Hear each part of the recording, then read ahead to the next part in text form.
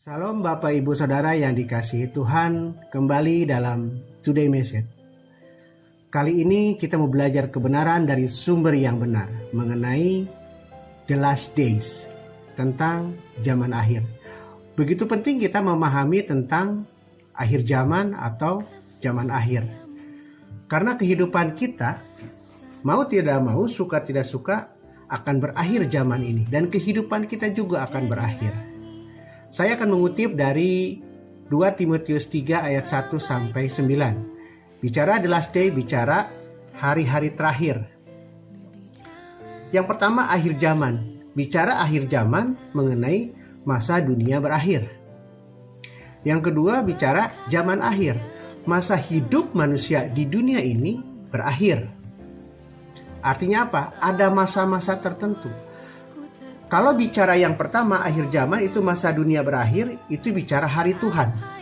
Seluruh tatanan dunia ini akan berakhir, yang sering kita sebut dengan kiamat. Dan hancur lebur, rata kembali.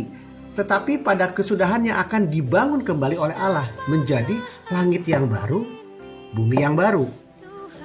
Dan Kristus akan memerintah sebagai Raja yang abadi. Kristus adalah Malikinas, rajanya manusia. Dan Kristus adalah Hilainas, sesembahan manusia. Jadi kita akan coba eksplor, kita akan artikan lebih luas lagi mengenai akhir zaman dan zaman akhir. Jadi tanda dan ciri manusia akhir zaman yang sudah jelas dikatakan di 2 Timotius 3 ayat 1 sampai 5 dan juga 7, dikatakan akan datang masa yang sukar. Masa yang sukar akan datang karena perbuatan kita, karena dosa-dosa kita.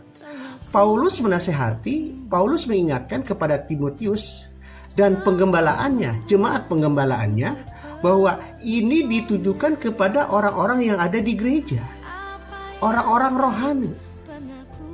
Yang Paulus mengkhawatirkan dan memberikan sebuah nasihat. Akan datang masa yang sukar, manusia akan mencintai dirinya sendiri. Di ayat 2 dikatakan, dan menjadi hamba uang. Mereka membual dan menyombongkan diri. Pemitnah, mereka akan berontak terhadap orang tua. Tidak tahu berterima kasih dan tidak mempedulikan agama. Jauh lebih dulu Perjanjian Baru sudah mengingatkan kepada jemaat yang ada di sekitarnya. Tujuannya apa? Supaya kembali kepada Bapa, supaya fokus dalam pelayanan, supaya fokus dalam ibadah, supaya fokus dalam rumah tangga, supaya fokus dalam kerohaniannya untuk mengolah batinnya.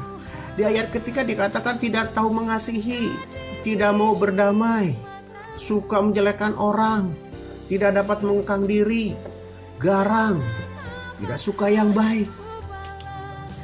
Jelas gambaran ini tidak jauh beda dengan kita zaman sekarang. Yang keempat dikatakan suka berkhianat, tidak berpikir panjang, berlagak sok tahu, lebih menuruti hawa nafsu daripada menuruti Allah. Jadi ini orang-orang yang di dalam gereja, orang yang katanya pelayanan, juga diingatkan, ditegur, dinasehati oleh Rasul Paulus. Bahkan Timotius, murid yang termuda, untuk mengajar kembali apa yang diajarkan Paulus. Ayat 5 yang secara keras mengatakan begini. Secara lahiriah mereka menjalankan ibadah mereka, tetapi pada hakikatnya mereka memungkiri kekuatannya. Jauhilah mereka itu. Dengan tegas Paulus mengingatkan bahwa mereka secara lahiriah mereka menjalankan ibadah mereka. Artinya yang ditegur dari ayat 1 sampai 4 dan kelima ini adalah orang-orang yang ada di dalam gereja, bukan orang yang di luar gereja, orang-orang yang ada di dalam pelayanan. Ini ngeri sekali saudara. Itu dulu sudah diingati, jauh sebelum kita ada hari ini sudah diperingatkan. Artinya banyak orang-orang seperti itu walaupun dalam pelayanan. Dikatakan tetapi pada hakikatnya mereka memungkiri kekuatannya. Jauhlah mereka itu. Di ayat 7 dikatakan begini, yang walaupun selalu ingin diajar, namun tidak pernah dapat mengenal kebenaran. Ngeri sekali saudara. Bicara zaman akhir. Bicara zaman akhir, tatanan seluruh dunia ini secara keseluruhan, tanda dan cirinya jelas. Disampaikan oleh Matius 7 Dan juga Matius dan Lukas 21. Nanti akan ada banyak nabi-nabi palsu, wabah penyakit, kelaparan, kesengsaraan umat Tuhan, peperangan, gempa bumi, dan tanda-tanda langit. Kalau saat ini ada COVID-19 terjadi di bangsa ini, bahkan di seluruh dunia, mereka ketar-ketir, bahkan ketakutan. Tuhan izinkan wabah penyakit ini terjadi. Tujuannya apa? Kita semakin sadar, semakin yakin bahwa Tuhan berperkara atas hidup kita.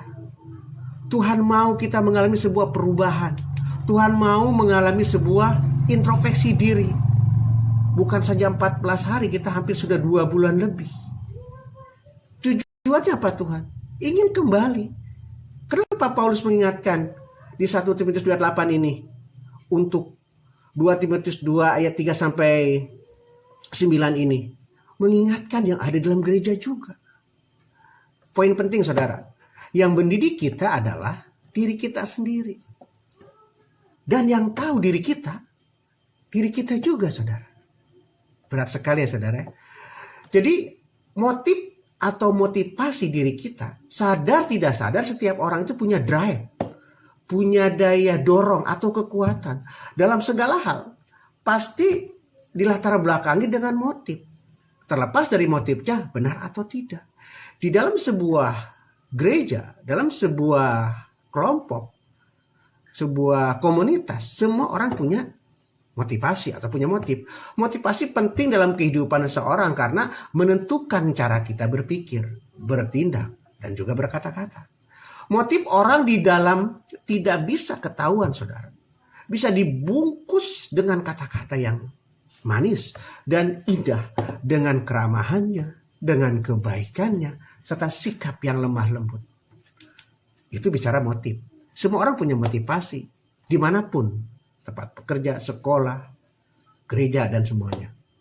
Yang kedua, saudara, bicara zaman akhir. Kenapa saya bedakan akhir zaman dengan zaman akhir? Kalau bicara zaman akhir, masa hidup manusia, saya akan kembangkan, saudara. Sebenarnya tidak jauh beda dengan akhir zaman. Jadi ini bicara kairos Tuhan. Manusia mengakhiri hidupnya di dunia ini atau meninggal di zaman yang ia jalani semasa hidupnya. Masa hidup telah berakhir dan kembali kepada Allah. Contoh, sekarang ini kan tahun 2020 disebut zaman now atau zaman milenial. Nah, saya hidup saat ini ada di zaman now, di tahun 2020. Zaman milenial. Bisa berakhir ketika saya pulang ke rumah Bapak. Ketika saya meninggal. Zamannya Iwan Setiawan gitu. Contoh Alkitab katakan ada masa zaman Abraham, ada zaman Musa, ada zaman Nuh, ada zaman Yesus. Semua punya zaman. Itulah antara perbedaan akhir zaman dengan zaman akhir. Kalau akhir zaman secara keseluruhan, dunia akan dihancur leburkan, rata. Tapi zaman akhir, usia kita, umur kita akan berakhir di zaman di mana kita ada saat ini. Tanda dan ciri manusia menjelang zaman akhir di 2 Petrus 3 ayat 3 dikatakan, yang terutama harus kamu ketahui pada hari-hari zaman akhir akan tampil pengejek-pengejek dengan ejekan-ejekan, yaitu orang yang hidup menurut hawa nafsunya. Artinya banyak orang akan mengejek bahwa tidak percaya akan kebangkitan, tidak percaya akan kedatangan Yesus, tidak percaya akan Yesus sebagai Tuhan dan Juru Selamat. Itu ciri zaman akhir. Zaman sekarang pun juga banyak orang yang antikris, yang tidak percaya. Tugas kita harus tetap jadi contoh dan teladan supaya mereka mengerti dan mengenal lewat hidup kita. Poin penting lagi saudara, yang mendidik kita adalah diri kita sendiri. Dan yang tahu siapa diri kita juga. Contoh Matius 7 ayat 21 sampai 23 mengatakan, bukan orang yang berseru-seru kepadaku, Tuhan, Tuhan, yang masuk kerajaan sorga. Tuhan, bukankah aku sudah berbuat demi namamu? Mengadakan banyak mujizat demi namamu? Bahkan mengusir setan juga demi namamu juga. Bahkan Yesus menegaskan di ayat terakhir, ayat 23, aku tidak pernah mengenal kau, hai sekalian pembuat kejahatan. Kembali pada motivasi saudara. Motivasi kita apa? Ketika Yesus tidak kenal. Kalau kita lihat ayat ini, orang yang hebat, berseru, mengusir setan, mengadakan mujizat. Berseru artinya orang yang berdoa. Orang yang selalu mengandalkan Tuhan. Bahkan hebatnya bisa mengusir setan. Tapi kenapa Tuhan tidak kenal akan kehidupan kita, akan pelayanan kita, akan kasih kita? Begitu berat untuk dipahami ayat ini, teguran yang keras. Tuhan mengatakan, aku tidak pernah mengenal engkau. Karena bicara kembali konteksnya, bicara motivasi kita. Sudahkah benar kita motivasi ikut Tuhan Yesus? Duniawi kah? Abu-abu kah? Suam-suam kuku kah? Kita nggak tahu. Kembali pada saya dan saudara yang tahu. Secara poin penting tadi. Semua manusia, saudara tahu nggak? Punya expired. Yang disebut expired day. Ada masanya. Jadi waktunya mendadak. Dan terbatas. Tidak tahu kapan kita pulang. Kalau Pemazmur 90 ayat 10 mengatakan usia kita itu 70-80 tahun. Jika kuat. Selebihnya adalah kesukaran, kesusahan. Jadi umur kita itu hanya 70-80 tahun. Kalau kita hal yang tidak bisa diwakili dalam hidup manusia. Yang pertama kelahiran. Bisakah kita lahir untuk diwakili? Tidak bisa. Pernikahan juga sama. Mungkinkah kita bisa mewakili pernikahan kita dengan orang lain? Bicara kehamilan, katakan ada hamil 9 bulan karena takut melahirkan itu sakit, maka minta orang untuk dibayar. Juga tidak bisa untuk diwakili. Sakit, kita tahu sakit itu namanya sakit. Diwakili, sangat tidak bisa juga, saudara. Apalagi kematian, ketika kita sakratul maut, bentar lagi napas kita di ujung tanduk, minta diwakili, bayar orang, tidak bisa juga, saudara. Keselamatan jiwa ini poin penting. Siapakah yang mampu menebus dosa kita? Bicara keselamatan, percaya kepada Yesus, tidak bisa diwakili. Karena keselamatan pribadi lepas pribadi, keyakinanmu kepada Yesus yang benar. Ibadah, ketika kita ibadah di gereja, komsel, dengar tausiah, dengar ceramah di YouTube dan sebagainya tentang kebenaran, tentang kerohanian kita, tidak bisa diwakili. Ada momentum yang beda, ada momentum yang kita akan dapatkan lewat telinga kita, lewat pikiran kita, lewat hati kita, akan mengolah batin kita. Kebenaran akan memerdekakan kamu. Jelas bahwa kehidupan kita tidak bisa diwakili. Ada satu ilustrasi yang umum, saudara, yang sering kita dengar. Mungkin saudara juga pernah dengar di mana-mana. Ternyata kita semua orang itu memiliki 4 istri, saudara. Sadar tidak sadar. Apa itu? Semua orang punya 4 istri. Ada satu kisah, contoh seorang raja. Raja itu memiliki 4 istri. Dan raja itu sedang sakaratul maut. Sebentar lagi mau isdet. Mau mati, saudara. Ketika itu raja memanggil istri yang keempat. Istrinya itu cantik dan juga yang sangat dicintainya. Raja itu selalu memanjakan istri itu dengan membelikan emas, berlian, permata, baju-baju yang indah. Dan raja bertanya ketika sakaratul maut,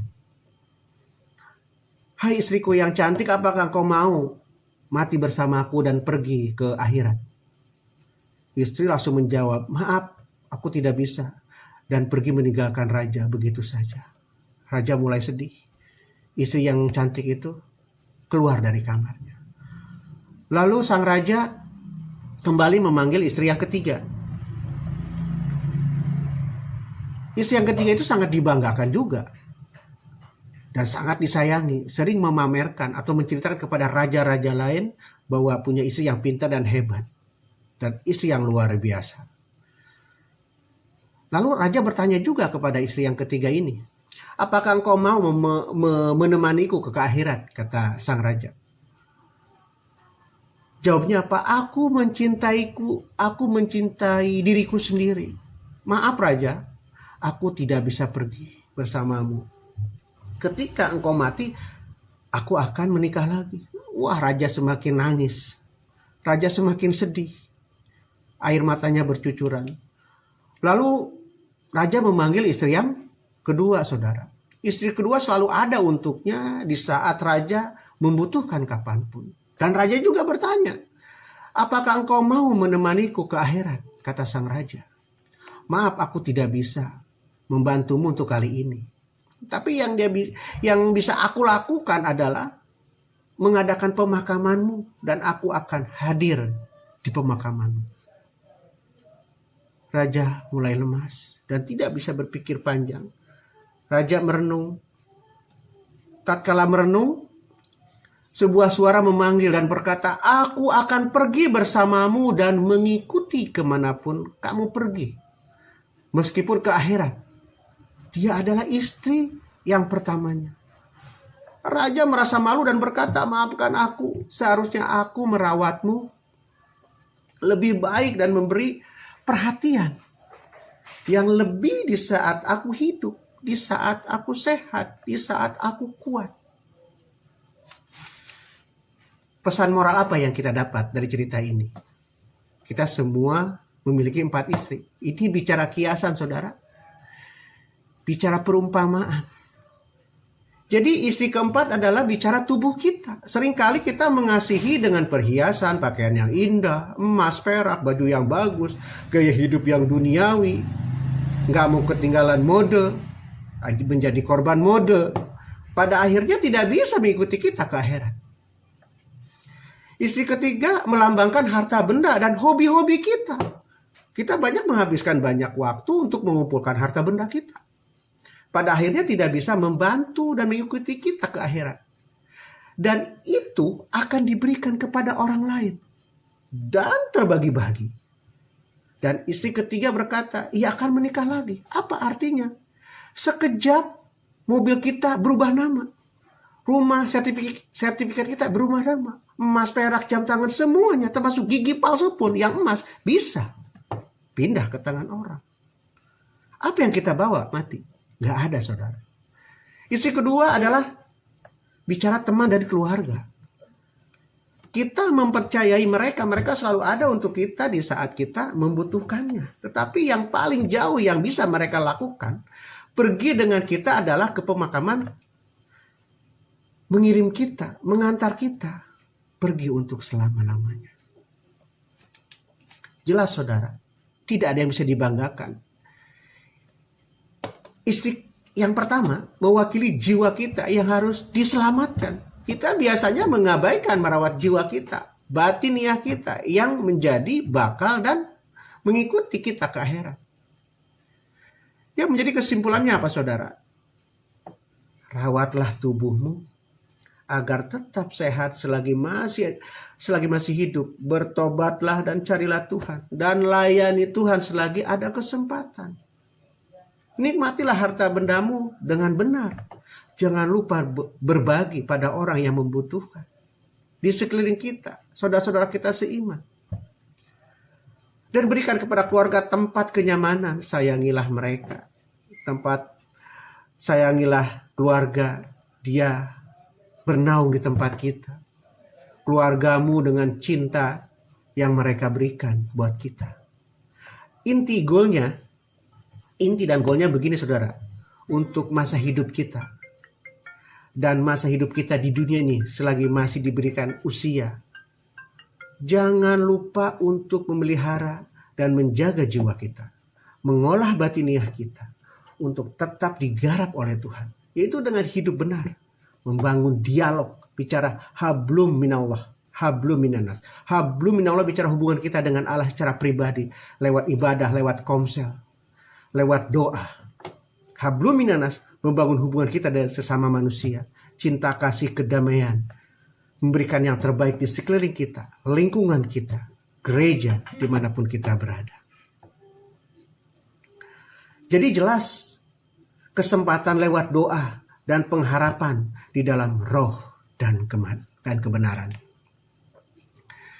Sekian Today Message. Pagi ini belajar kebenaran dari sumber yang benar. Jangan lupa subscribe, like, dan tanda lonceng. Terima kasih. Amin. God bless you all.